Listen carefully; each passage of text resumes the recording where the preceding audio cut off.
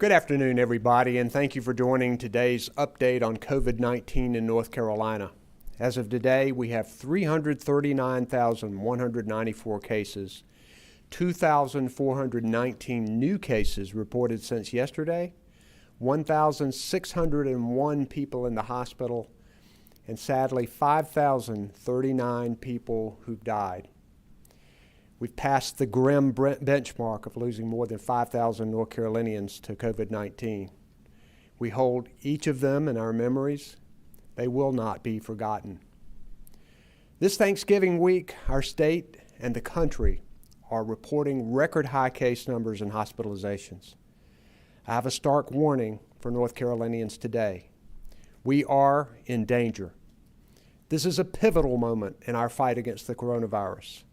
Our actions now will determine the fate of many. Today, Dr. Mandy Cohen, our Secretary of the North Carolina Department of Health and Human Services, will give an update on our key trends and metrics. She'll also share an update on our county alert map. Unfortunately, the updates are dire. With our metrics worsening and the case counts at record levels, we updated the map earlier than we had planned so North Carolinians can see right now where things stand. This week, you'll see that 10 more counties have been designated as red, indicating critically high levels of community spread. We now have 20 red counties and 42 orange counties. This is deadly serious. We need communities and local governments all over the state, but especially in those red and orange hotspots, to work with us to enforce the strong safety rules we already have in place. With us today is Greensboro Mayor Nancy Vaughn, who will speak about what the city is doing to enforce our statewide executive order with civil penalties when businesses risk public health. But right now, I'd like to ask Dr. Mandy Cohen to present today's data and the updated county map. Dr. Cohen.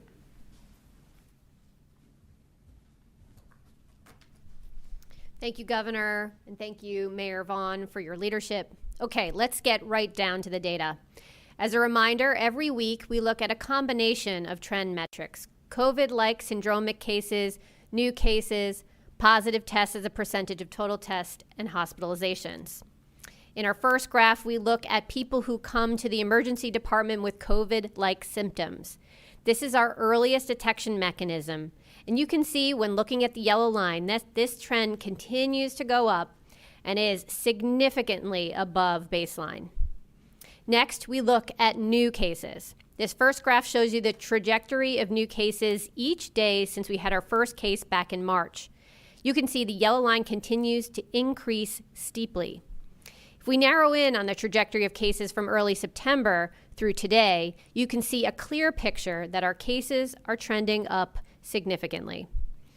Next, we look at the percent of tests that are positive. This graph also goes back to the beginning of September. And looking at the yellow line, our percent of positive tests has increased slightly and is now at 7%. Our extensive testing efforts have kept this metric in the single digits as we watch it soar in other states. However, we still want to see this metric at 5% or below. On our next graph, we look at day-over-day hospitalizations. This graph also starts in early September. Remember that on November 13th, we changed how these numbers were reported to meet new federal requirements, which caused an abrupt increase in our numbers that you can see. However, even when we account for that change, we've seen the number of people with COVID in the hospital continue to increase, and some of our hospitals are starting to feel the strain. Okay, so here's where we are. Surveillance data has increased. It gets a red X. North Carolina's trajectory of cases is up. It gets a red X. North Carolina's trajectory in percent of tests returning positive has increased slightly. It gets a yellow line. North Carolina's trajectory of hospitalizations is increasing. We still have capacity, but hospitals, again, are feeling the strain. It gets a yellow line. Now that we've taken a look at our statewide metrics, let's see what's happening more locally. As the governor mentioned, given the recent acceleration in our trends, we thought it was critical to give counties an updated data and to help them with their decision making. Therefore, we updated the COVID-19 county alert system with data from November 6th through November 19th. As we shared last week, we created the county alert system to help North Carolinians know how their counties are faring and what they need to do to slow the spread of the virus. The report outlines needed actions for individuals, businesses, and public officials. As a reminder, we use a combination of 3 metrics to categorize counties. First, we use case rates per 100,000 people over 14 days. We use percent of tests that are positive, and lastly, a composite hospital impact score.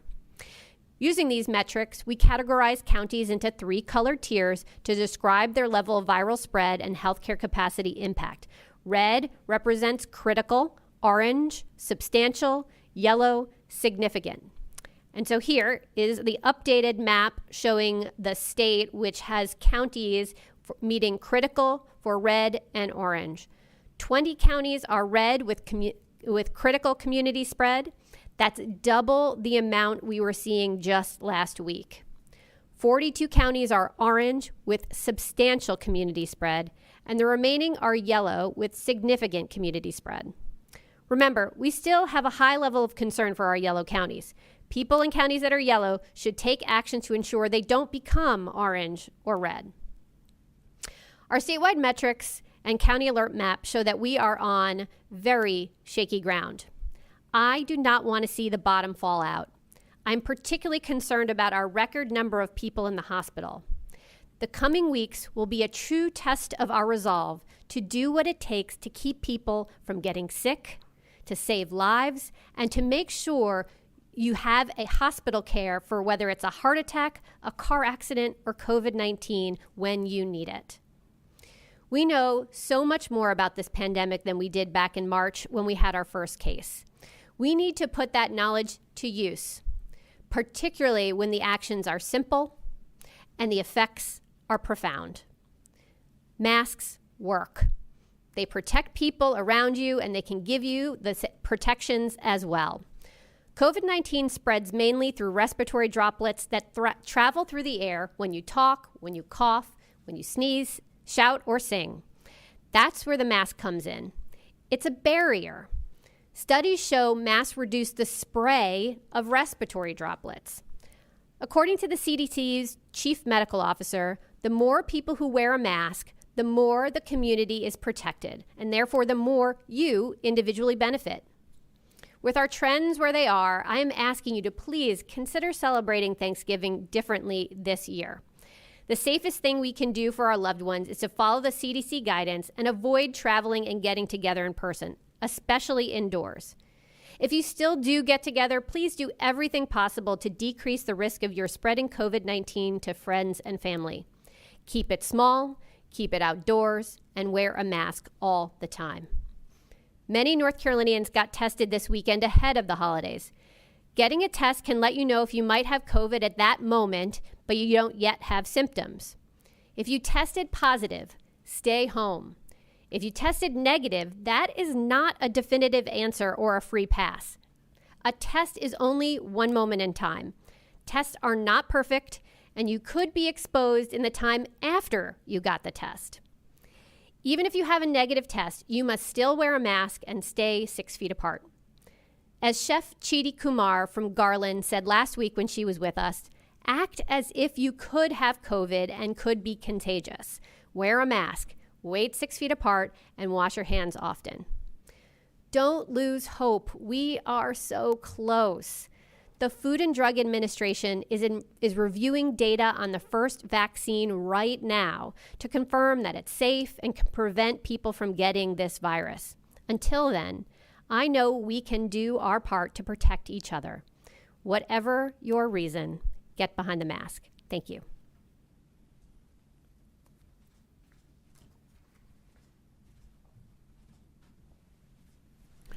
Thank you, Dr. Cohen. As you can see, our numbers are too high. Hospitals and healthcare workers are strained, and more counties are moving into the orange and red zones. We've taken strong steps to prevent the spread of this virus, and today we'll do more. Our statewide mask requirement has been in effect since June, and it is still our best weapon in this fight. Today's executive order will further tighten the mandate, making it clear that everyone needs to wear a mask whenever you are with someone you don't live with. That means wearing a mask when you're at home, when you're with friends or family visiting. It means a mask at work, at the gym, at the store, at school. This order also strengthens the role of businesses in ensuring masks are worn by everyone in the store, staff and customers, and that they are abiding by capacity limits so that people can stay distant and can stay safe. Today's order builds on our action to limit gatherings to 10 people indoors, our indoor bar closures, our occupancy restrictions for retail stores, restaurants, and other public businesses, along with our mask mandate. Masks, distance, small gatherings, all of these are critical during the holidays and cold months ahead. The order extends these protections through December the 11th. Wearing a mask over our mouth and nose is the best thing we can do to prevent the spread of this virus. It costs so little, but it does a lot to put countless dollars back into our economy by making it safer to visit stores and other businesses. When we rolled out our county alert map last week, we asked local governments to work with us and step up enforcement. One of those is the city of Greensboro. And I'd like to ask Greensboro Mayor Nancy Vaughn to tell us what they are doing. Mayor Vaughn?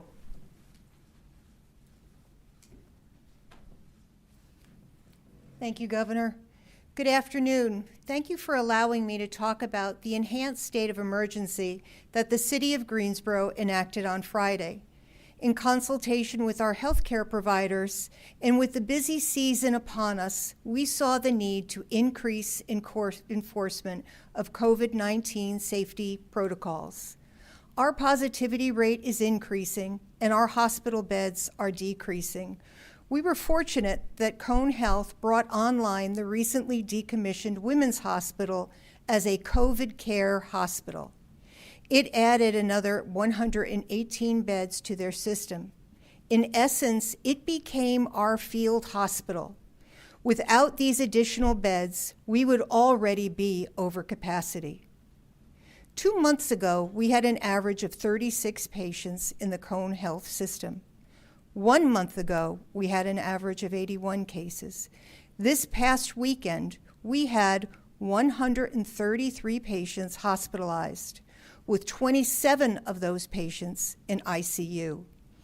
Based on Cone's internal projections, we are on track to have 200 to 300 people by February or March. Our numbers are doubling every 27 days. According to Cone Health, 230 people have died in Guilford County since the start of the pandemic. At the rate we are going, they predict we could have 100 more by the end of this year. Greensboro has been enforcing the masking ordinance, but what we found is that most businesses just factored it in as the cost of doing business. We were also challenged by using law enforcement to enforce the order, since their resources were already stretched thin. As of Friday, we gave our city manager the ability to utilize other departments, such as code enforcement, special events, and parking enforcement, to enforce the existing regulations and restrictions. At this time, we did not add any additional restrictions, but we enacted a penalty for exceeding permitted capacity. Businesses can face a civil fine of $100 for each person over the permitted capacity. This is strictly about overcrowding. This part is not tied to people wearing masks. Secondly, all businesses must enforce the face covering requirement on all their employees. Face coverings must cover the nose and mouth. Again, this is taking responsibility for their employees, not the actions of the general public. Any employee who is in contact with the general public must wear a face covering. Employees who are not in regular contact with the general public must wear a face covering if they cannot physically distance themselves from other coworkers. However, based on the announcement today, all employees must wear a face covering inside, whether or not they are interacting with the general public. All businesses must post capacity limits on all entrances and the governor's order to wear a face covering. Proper spacing as per the governor's order must be maintained. For example, spacing of tables in a restaurant or standing 6 feet apart when you're waiting in line. Hand sanitizer must be provided. Now, if a business is found to be in substantial violation of the above requirements, first, they'll be warned. But if we come back a second time and the violations remain, they can be closed for 24 hours. If the city comes back a third time and the violations still remain, they can be closed for 48 hours. If the city comes back a fourth time and the violations remain, they can be closed for 72 hours. This is a health and safety issue. It's important to note that this enhanced state of emergency does not penalize the business for their customers' behavior, only their own. They are in control of enforcement actions. This weekend, teams of city employees visited over 100 businesses to explain the new enhanced state of emergency and what it means to them. We expect that they'll visit another 50 today. These businesses are businesses that we know have a history of compliance issues.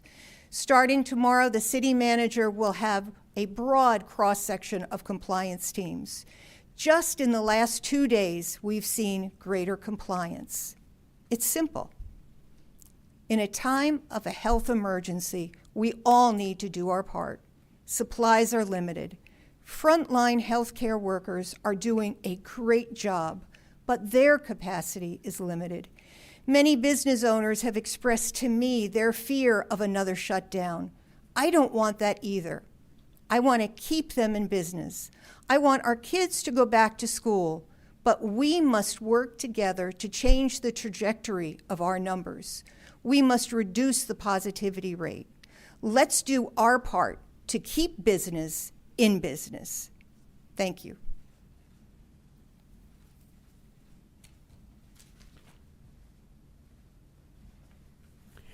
Thanks, Mayor Vaughn, for your leadership on this matter. I know that other local governments are considering and taking tough action too, and we appreciate their efforts to protect their communities. We know what works in our fight against this pandemic. Wear a mask, wash your hands, wait 6 feet apart from others. These can help us make it safely to the other side of this pandemic. But as I said at the outset, how we get to the other side is up to each of you. We want people to follow the safety guidelines to slow the spread. If they don't, the rules need to be enforced, and we're working with state and local governments to do just that. We don't want to go backward, but we will if it's necessary. The next 7 to 14 days will tell us whether we are stemming the tide or whether we need to ratchet it up even more.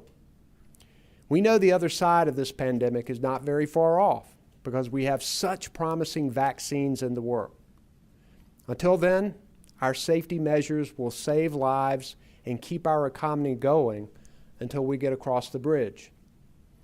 Last week, the CDC recommended against going to see extended family and friends for Thanksgiving. Please listen to that guidance and adjust your plans as needed. Remember, when it comes to the holidays, smaller and smarter is safer. I know it's been a long 9 months of virtual church, holidays, birthdays, and more. But if we can keep it up just a bit longer, we can ensure that more loved ones make it to next year's Thanksgiving table. We presented a lot of information today, but our message remains the same. This virus is deadly. It's spreading too fast, and it's up to each one of us to slow it down. Also with us today is the Department of Emergency Management Chief of Staff, Will Ray. David Payne and Monica McGee are our sign language interpreters. And behind the scenes, Jackie Mativier and Erica Kugler are our Spanish language interpreters.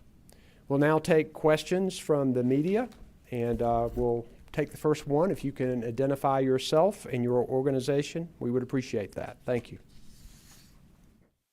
Our first question is from Laura Lee with Carolina Public Press. Thank you, Governor. This is Laura Lee with Carolina Public Press. You all have talked extensively about critical staffing needs, and it's now a metric that's included in your composite hospital score. And I'm just wondering, particularly for places like we just saw Guilford change to high in terms of the hospital score, for places that are having these staffing needs, we've talked about the beds there. Are there plans at the state level to deploy staff from other hospitals, either in the state or out of state, should the staffing need become the really critical piece of this puzzle? Thanks. Good question. We know that hospital bed capacity and ICU bed capacity is something that we want to keep available for the people of North Carolina. We learned a lot in March, April, May, June, when hospitals surged, eliminated elective surgeries, and got ready for the spike that really never came. We've worked really hard to keep our virus spread more level, but we learned a lot, and these hospitals now know when they need to go into their surge mode, and Dr. Cohen has been talking with them on a frequent basis, and I've been talking with them as well. The state is prepared to help with a surge if necessary. There is a facility available that the state has rented in the event that we would need to open an additional space. But I'll let Dr. Cohen talk specifically about what the state can do to help the hospitals that specifically have these strains. So, Dr. Cohen. Thank you, Governor, and thanks, Laura, for the question. Our people resources, our doctors, our nurses, our respiratory techs, they are our precious commodity as we think about our capacity to be able to surge to additional beds. And it is a real concern. We do have physical space here in the state, but it is the people that we are paying a lot of attention to. And the reality is that with a pandemic spreading as fast as it is, not just here in North Carolina, but around the country, there isn't the same ability for us to pick up the phone and phone a friend in a neighboring state in order to bring in some surges of folks, because they're right now, frankly, they're all in the Midwest, helping some very, very serious situations there where they have absolutely no hospital beds, and they're asking nurses who have COVID right now to keep working. It's dire in the Midwest. We don't want that here, and we also know that there are not going to be the people resources. I think that is why we are so focused on making sure that we can slow the spread of this virus right now. Since the beginning of this pandemic, we've had an ability to recruit volunteers through a state process, and we've been able to deploy those staffing resources largely to our long-term care facilities. We've used that in our long-term care facilities because if they aren't able to be staffed, unfortunately, those folks in nursing homes can get shuttled to hospitals that are already strained. So our focus on the state in terms of staffing capacity has really been in our long-term care and nursing home space to make sure we can focus on our frail that are in those spaces. When I speak with hospital CEOs on a weekly basis, we talk about how we need to be working together on the transparency of protecting our people resources. It's as the governor mentioned, hospitals are already looking to and decreasing their elective procedures and surgeries in order to make sure they have both the beds and the staff to be able to care for the folks that come through their doors. It's going to be something we watch incredibly closely, but I think the bottom line is we need to work together today to slow the spread, to do the things that we need to, so everyone has a doctor and a nurse and a bed there for them if they need it, whether they have COVID or a heart attack or a car accident. We want to make sure you have the resources you need. And so we're working very hard on that, but everyone plays a role in it. Thanks. Next question, please. Follow-up, Laura Lee, Carolina Public Press. Thank you for that answer. When we're talking about trying to fill the staffing capacity or the staffing needs, one of the measures that hospitals take is to financially incentivize staff to pick up shifts that may have availability but aren't currently working that. Are there any plans at the moment or in the future for increased funding to enable the hospitals to incentivize those contracts for current employees? We have pushed for more funding on both the federal and state level, and this is one of many areas that needs attention by Congress. A fourth stimulus package will be critical to help us with PPE, with testing, with helping our small businesses, and helping our hospital and medical facilities. And I would expect that funding would be available, particularly when these hospitals have to reduce or maybe even eliminate their elective surgeries. That really affects their bottom line. So we need to make sure that our hospitals are supported financially, and we're going to continue to push Congress.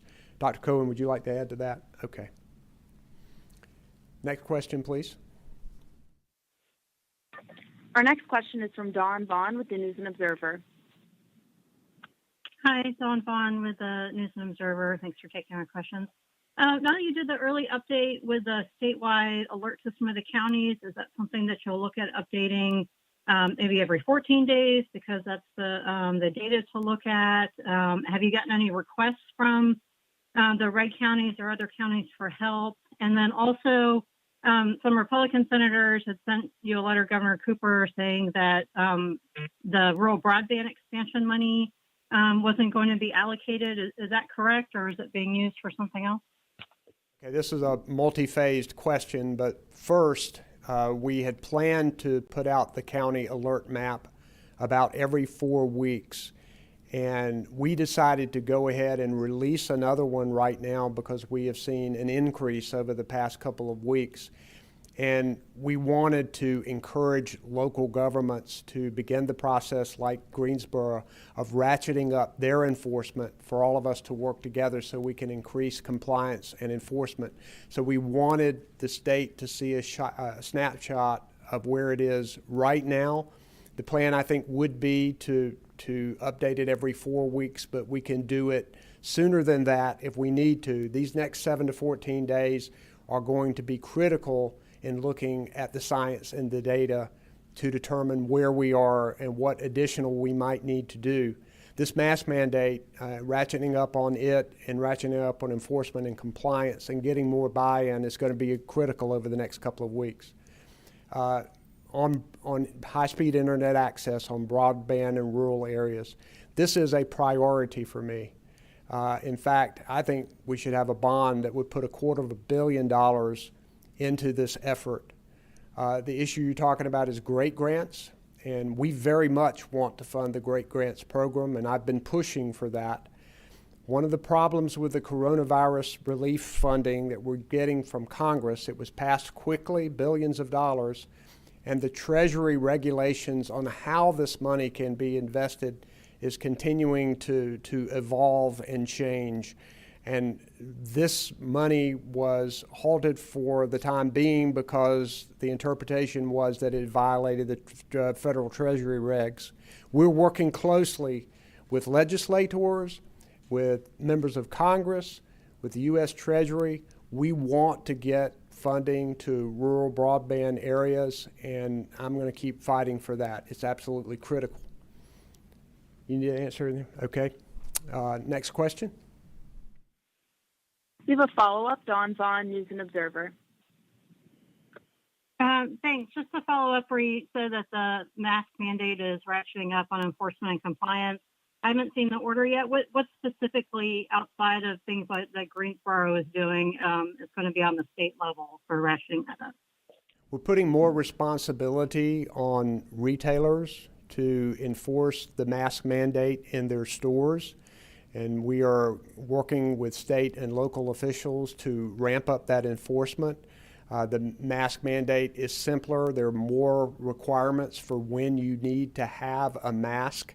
And what I'll do is recognize Dr. Cohen. They've been looking at the science of all of this, and more and more it shows that masks are more important. So we've put it out there that you need to wear it in situations where you are with someone who is not in your household. And I'll call on Dr. Cohen to say a few words about this.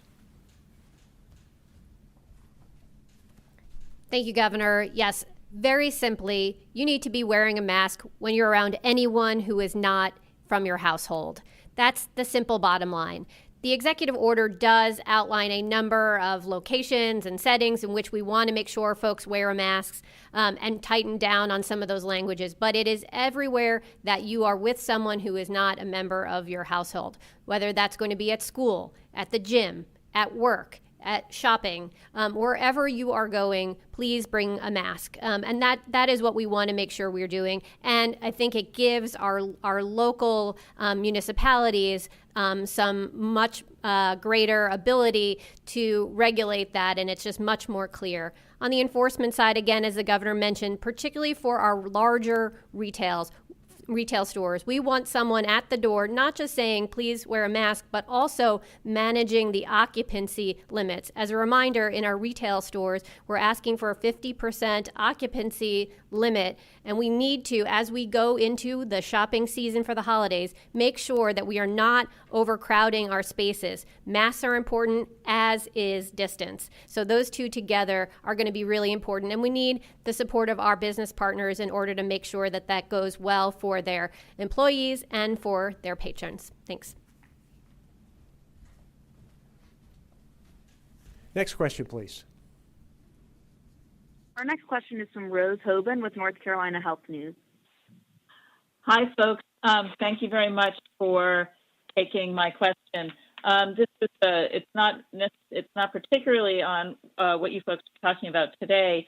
You know, we've reported on the fact that we've had a number of deaths in veterans' homes that are run by a private entity, and their contract is coming up for renewal. And what the state has chosen to do is to give them a 1-year extension and review their contract next year.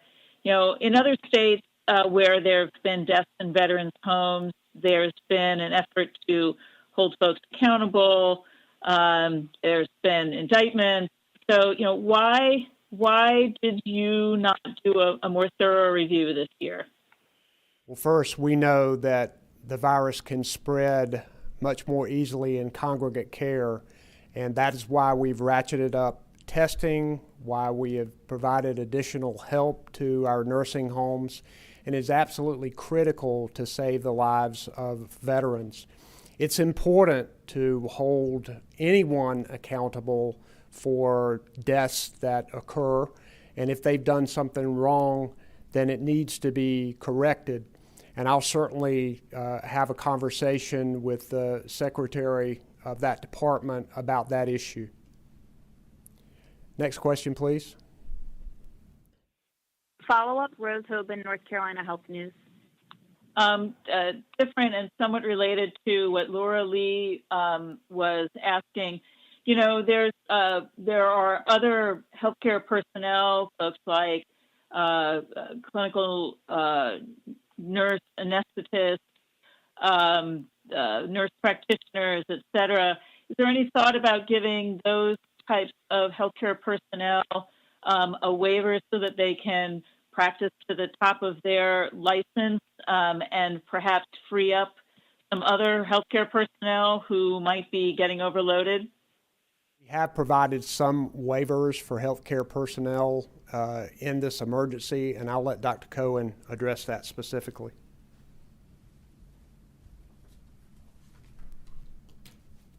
Thanks, Rose. Thanks for the question. Yes, as the governor mentioned, we have put actually a lot of waiver flexibility as part of our response effort. It was done back in the spring, both so folks can use space differently as well as using their staff differently to make sure that they are meeting the needs of our state. So those waivers are still in place and are still active. Thank you. Next question, please. Our next question is from Ashley Talley with WRAL. Hello, thanks for taking my question.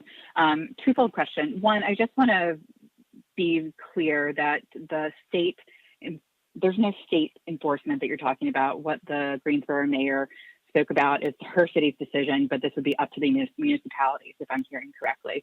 And then my second question is about contact tracing, and if you're seeing that businesses are where the virus is being spread, which is why the focus may be on them for the strengthened mask rules. Thank you.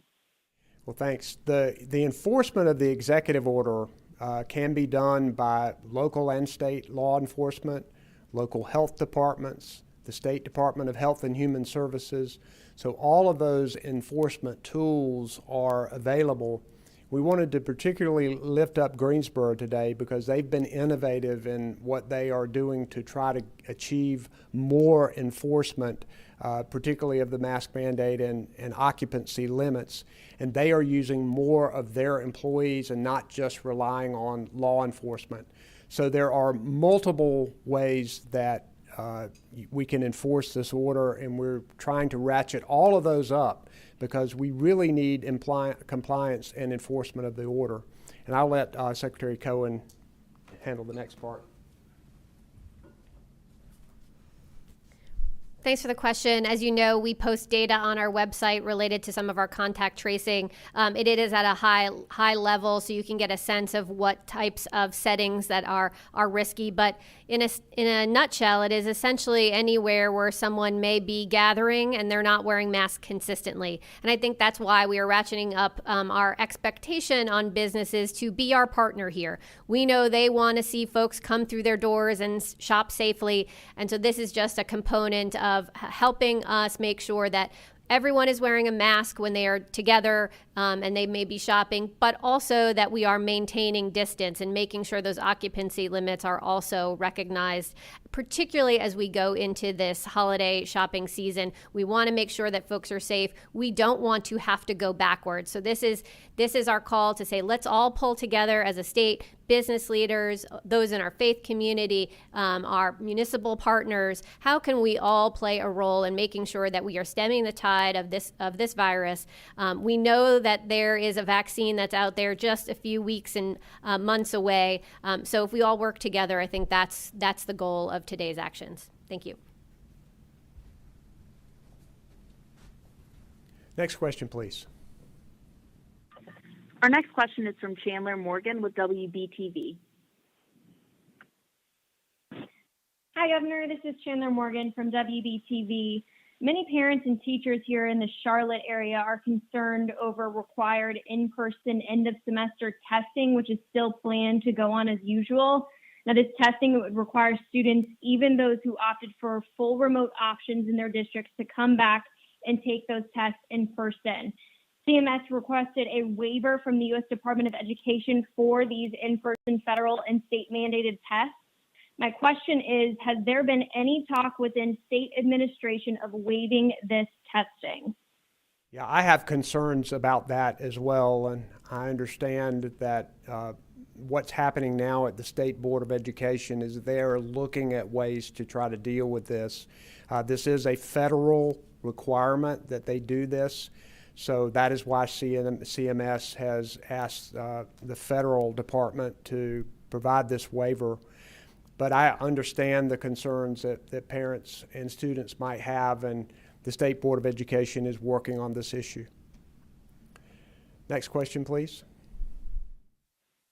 Our next question is from Katie Peralta with the Charlotte Agenda. Hello, good afternoon. This is Katie Peralta with the Charlotte Agenda. At what point will the state begin to tighten restrictions? In other words, is there a certain metric or threshold that y'all are looking at that you would decide, okay, now is the time to start implementing a curfew or lowering capacity limits, for instance? So we have to remember that we have a number of safeguards that are already in place. We have a mass gathering limit of 10 people indoors. We have indoor bars that are closed. We have 50% capacity in restaurants and retail, and we have a mask requirement that has been fortified today. And the purpose of today is to let people know that we're getting to a critical situation. We believe that with these rules in place, that if we get more compliance and better enforcement, then we can stem the tide without having to go backward with restrictions. And we're going to be looking at the next 7 to 14 days to determine if these things are working. And if not, we will do what we need to do to protect the health and safety of North Carolinians. And we hope we don't have to do that, but we will do it if we need to. Next question, please. Our next question is from Brian Anderson with the Associated Press. Hi, Governor. Just following off of the previous question, it doesn't seem like this order reduces occupancy requirements or ceasing of business operations. And I'm just curious, why not do that when the trends are looking in a negative direction on pretty much every metric you look at? Well, number one, we have hospital capacity.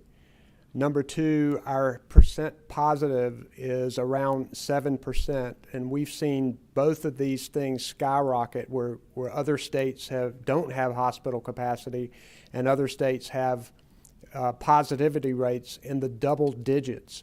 Our numbers are going up, but things are not on fire yet. And what we know that we have the key to stemming the tide, and that is enforcing the safeguards that we already have in place. This order today helps to strengthen those and helps to provide more resources and getting more partners into this in order to be able to get more compliance with the orders that we have in place. And we want to give this a little more time to see if we can stem the tide of these numbers. I have a belief that the people of North Carolina can pull together and do this and understand that if we don't, we will have to go backward. But right now, we think this is the right move, and it's a call to arms to the people of North Carolina that we have to pull together and do what we need to do to stem the tide of these numbers. Next question, please. Follow-up, Brian Anderson, Associated Press.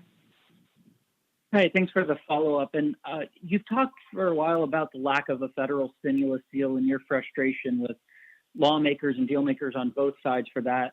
Why not call a special session here in North Carolina for state lawmakers to provide additional aid in the absence of that federal support that you're hoping for?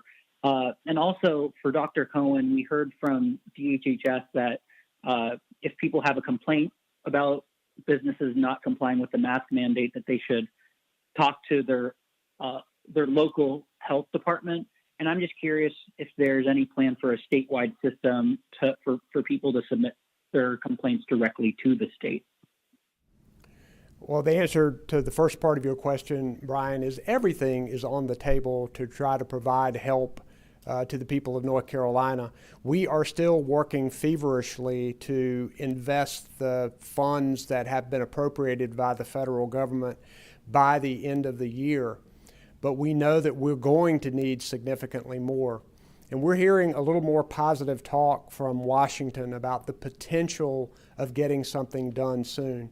But everything, including calling the General Assembly back, is on the table to try to fight this pandemic. And we're hoping that we can get some additional federal relief soon. And I'll let Dr. Cohen handle the other part of the question. Hi, Brian.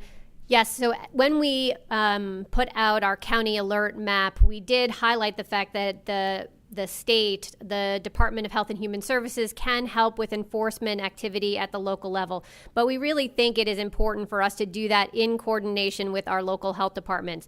They're a really critical partner. They're our eyes and ears on the ground. They're the people on the ground often.